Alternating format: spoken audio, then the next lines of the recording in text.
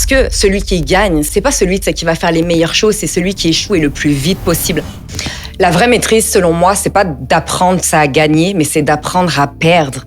Parce que une des compétences entrepreneuriales les plus importantes, selon moi, c'est celle d'apprendre à être compétent à perdre, de stretcher finalement, c'est ta capacité à naviguer des résultats qui sont non désirés.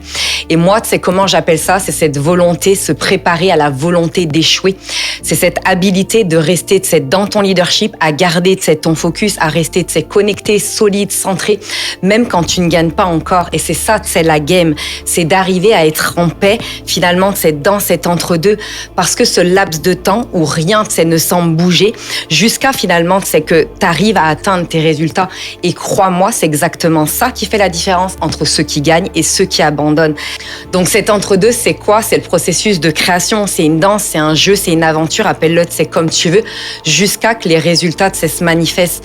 Donc tout ça pour dire que ça fait juste de nous finalement des personnes qui marchent le processus, qui expérimentent l'expérience versus des personnes qui restent dans le manque, dans l'insécurité, qui se roulent dans l'histoire de leurs blessures, qui sont drivées au travers de leur peur. Parce que là, on va passer vraiment du pouvoir circonstanciel au pouvoir personnel.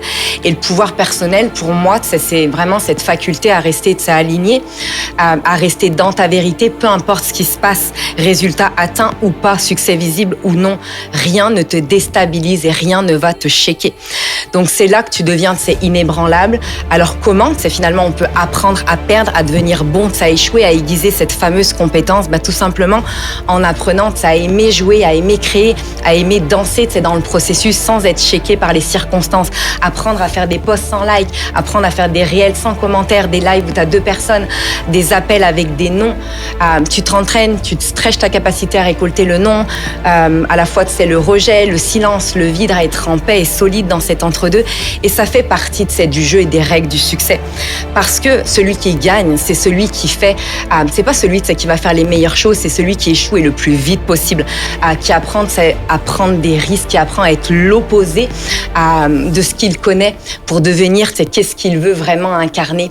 Donc j'aime l'idée, et cette idée ne vient pas de moi, c'est que si tu es centré en fait sur qui tu es, c'est le seul jeu auquel tu peux pas perdre, même si les résultats ne sont pas encore là. Parce que dans le fond, on sait même pas que c'est finalement qu'est-ce qu'il y a au bout de la ligne. Les leaders que j'accompagne ont tous une grande vision, ont tous un immense goal, ont tous une immense vision, mission. Et c'est en marchant le chemin, en expérimentant, en le réalisant, qu'ils vont faire les plus belles découvertes et qui vont ouvrir des nouvelles portes. Et souvent, ça les emmène complètement ailleurs. Parce que le but, c'est pas de cocher toutes les cases de ce qu'on avait prévu, ce qu'on s'était dit, ce qu'on s'était promis. Le but, c'est juste de tester, de tenter, d'expérimenter en restant le plus juste avec soi, avec sa vérité, avec sa santé mentale, physique, émotionnelle, avec son âme, avec ses valeurs, avec ses croyances. Et ça, pour moi, c'est ça en fait le vrai succès.